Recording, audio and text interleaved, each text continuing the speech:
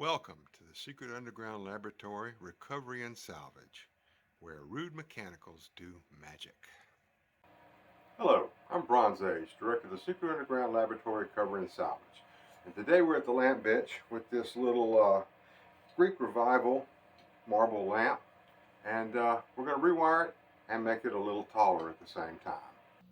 Now this style of lamp was very popular about 100 years ago. We've got a brass plated pewter, pot metal, white metal, whatever you want to call it, base. We have a marble ring here, a neck, and a facsimile marble urn going up to a push-through socket.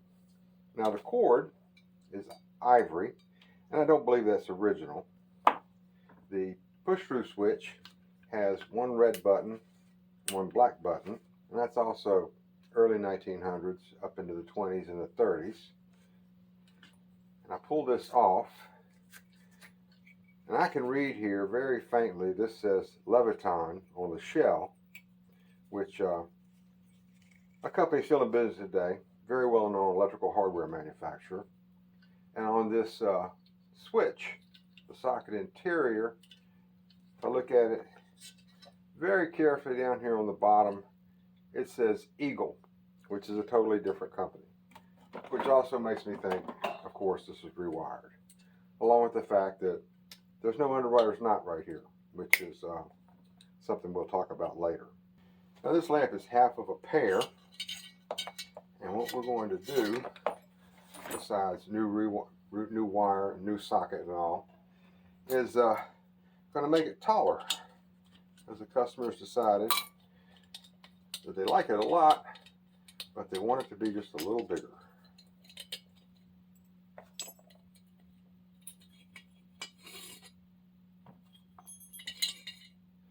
Oh yes, look at this. All right. Well, I'm going to apply a little bit of epoxy to this before I put it back together. Now this is quick set epoxy, which comes in two parts, and it has to be mixed thoroughly, at least for a full minute for a small amount like this. And the masking tape here is so that I can handle these if I get epoxy on my fingers, which just always happens. I can hold on to them. And I apply a coat to both pieces. Don't want too much because I want to try and reduce the squeeze out as much as possible. A little brush here.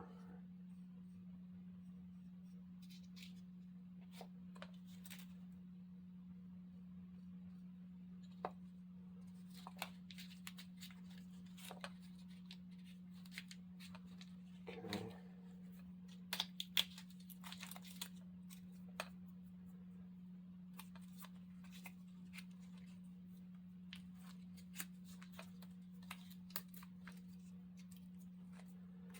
Now I'll just set this off on the side, even though it's supposed to be set up in like 5 to 10 minutes.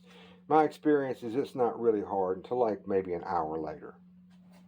Fortunately, most of this little piece is not going to be seen, but on the bottom here, very faintly scratched, it says Italy.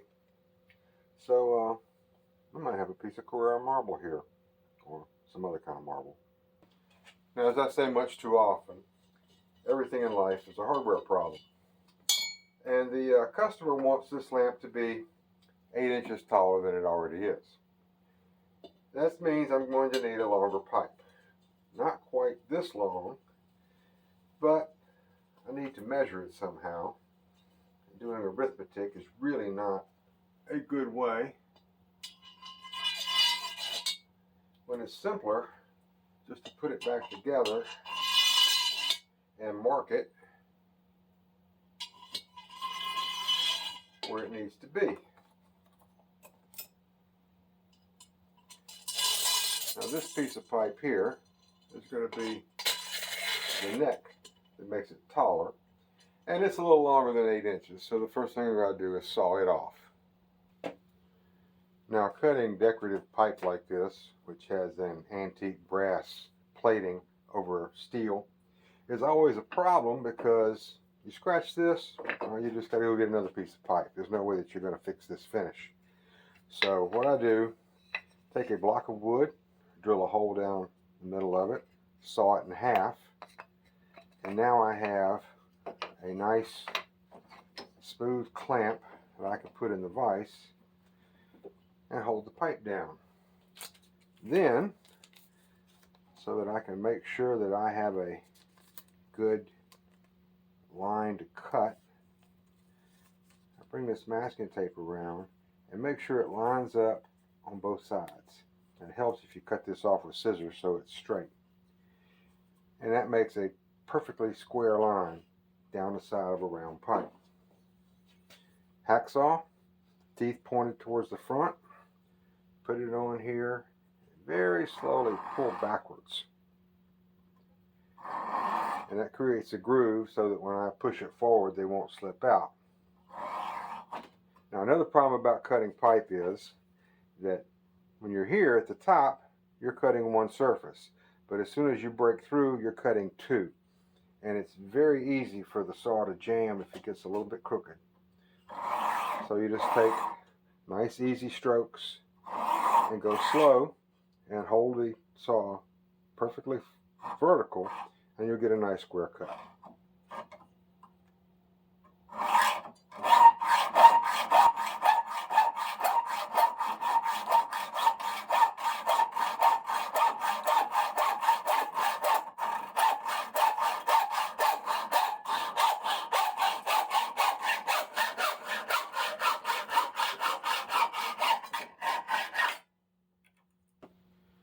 Now I can put it back together. Got my check ring at the bottom, the check ring at the top.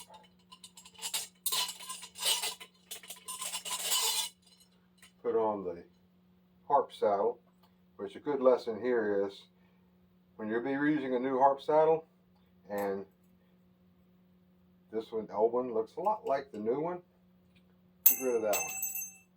Because I promise you, you will put them together with the wrong pieces.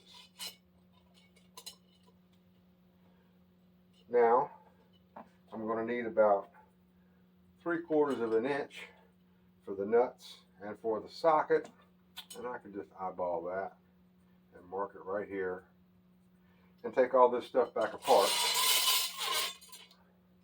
and I can cut the pipe. Now, the jig for the lamp pipe is a little more sophisticated. I've got two magnets which hold it in the vise, because very often I'll be taking one of these 36-inch sticks of pipe and cutting it into a bunch of 2-inch or 1-inch pieces. So that saves a lot of time and labor. And we go back to the same thing where we pull backwards. A little more difficult on this because these threads definitely make the saw want to go crooked. So you take all your time. And a good sharp hacksaw blade is also critical. These are Cobalt, they're sold by Lowe's, and I've had good service with them. The only hacksaw blades I really am not ever going to buy again are sold under the Ace Hardware brand. Now, I like Ace. I go there all the time for nuts and bolts and screws and stuff like that. But I bought a Ace Hardware hacksaw blade, and after the second cut, I went to put it back down on the pipe, and I wondered if I had actually gotten the blade with the teeth up, because it was that dull. It was not going to cut. This one, I think I've probably used it a dozen times or more on this kind of pipe.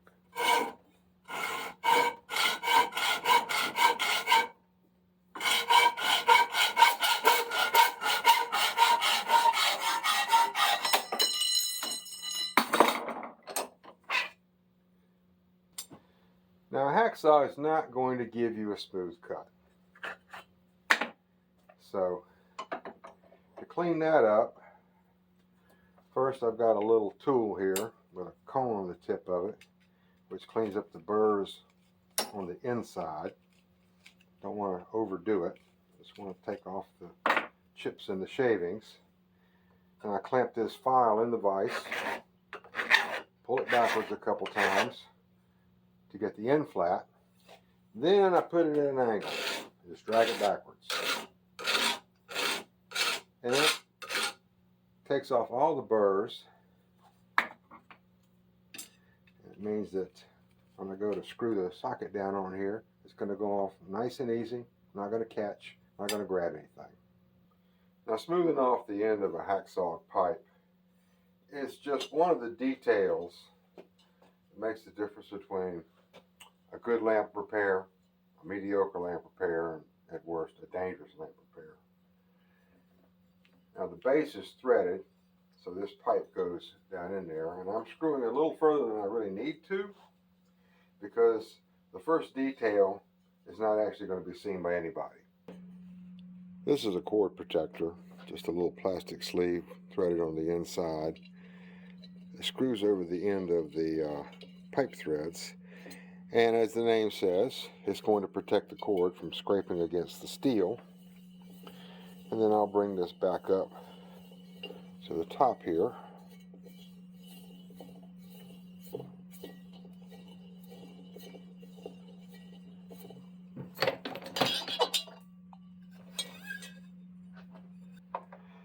Now, I would prefer to put a steel nut right here, tighten it down, and lock the threads in the base against the threads in the nut. And that would pretty much ensure that this pipe would never come loose. But I don't have enough room to put the nut underneath this little marble piece. So the next best thing is thread lock. And I like the blue thread lock. It comes in two varieties, red and blue. Blue is the softer of the two. Basically, it's just an adhesive that once it sets, it sticks the threads together. And the blue stuff is soft enough that you could take it apart with regular tools. They do make a red variety, and once it sets, you're not going to get it loose unless you heat it up with a torch. Now, the next detail is about the problem of combining metal pieces with stone, glass, or ceramic pieces, and then trying to get them so tight that they can't move around each other. And nobody wants a lamp that rattles. So the solution there is clear silicone at the contact points. It doesn't take much.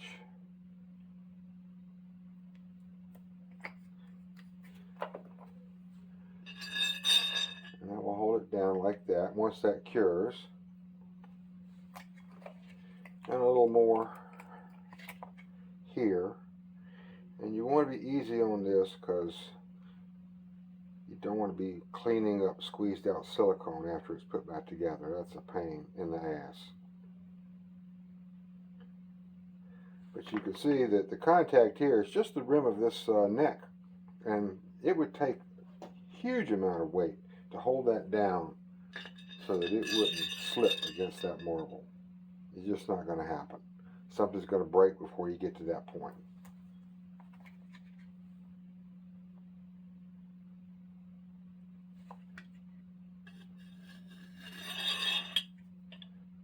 Now I can let that set up for a few minutes. Won't take long. And I get back to work on this piece. At the end of the pipe, there's a piece called a check ring. And its main function is to keep the jacket pipe centered in the main pipe. And it gets a little dab of silicone as well.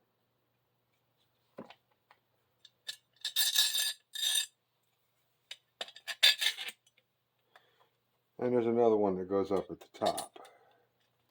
Up at the top, I've got this knurled nut, and it serves two functions.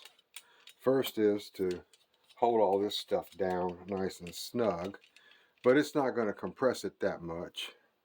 And I put a little blue goop on it because I do not want this one moving. It is the critical piece.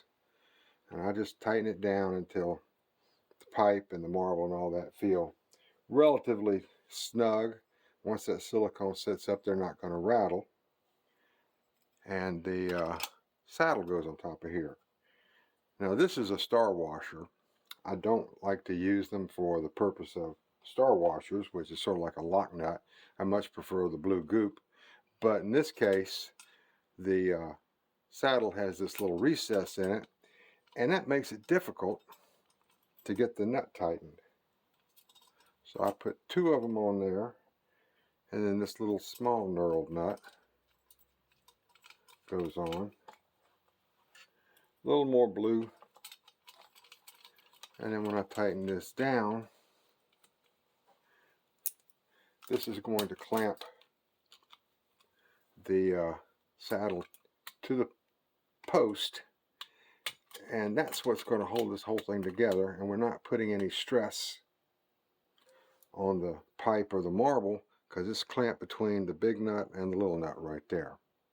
Now running the wire is pretty uneventful. You just want to make sure you get it through this hole first. And on a pipe this short, you can usually push it all the way through.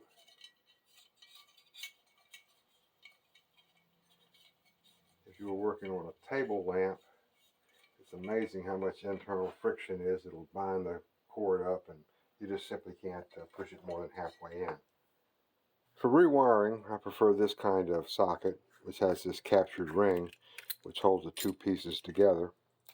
It's much more robust than your standard stamped brass or steel socket that just snaps together. One thing you need to remember is don't forget the ring. It goes on here. A little bit of blue goo. And one advantage that this socket also has is a locking set screw, because I can't just turn it around in any position I want to. I want to have the key to the front, and there's this little notch here that a dimple in the shell fits down into, and that keeps it lined up.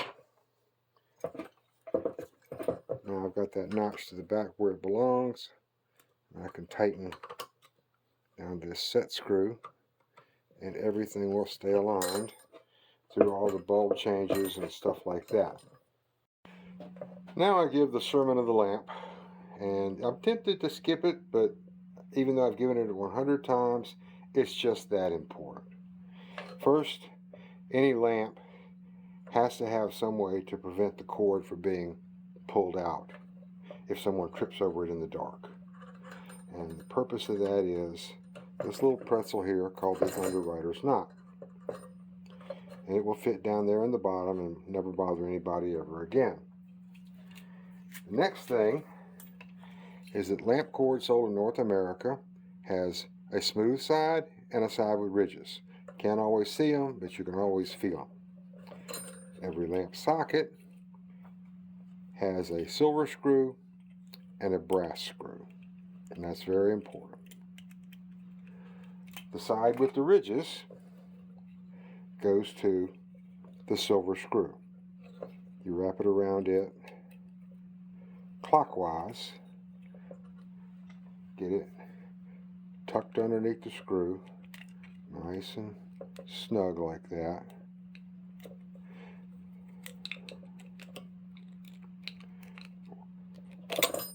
Okay, and then you turn it down tight, and the brass screw gets the smooth wire. Now the purpose of this is this brass screw goes through the switch, and it goes all the way back to the breaker. The bridge wire goes to what they call the neutral. The brass wire goes to what they call the hot. Don't pay attention to that. But the bridge wire goes to the shell here. The brass colored screw goes to the center terminal. Now the scenario that they envisioned when they came up with this plan was that you are in the dark and you come up, want to turn on the lamp, and there's no bulb in the lamp socket. You could touch the shell, and if this is wired properly, you won't get shocked. You would have to stick your finger all the way to the inside, touch the terminal, and the key be on, and it be plugged in before you would get shocked. How often that happened in real life? I really don't know. But that's the way we solve the problem here in North America. Other places have other methods, which no point going into today. Now,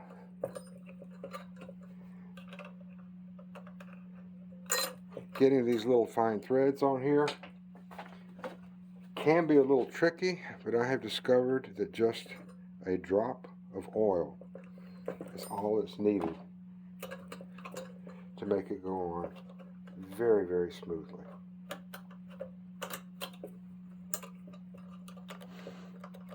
And it's a little awkward right here because I'm trying to keep it in the camera angle.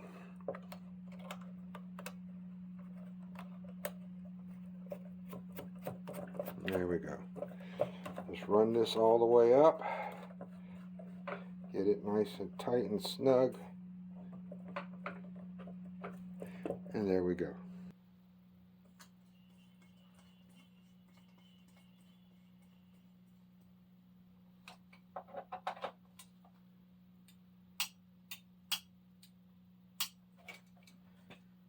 This is Bronze Age for the Secret Underground Laboratory Recovery and Salvage. Appreciate you sitting all the way through this video.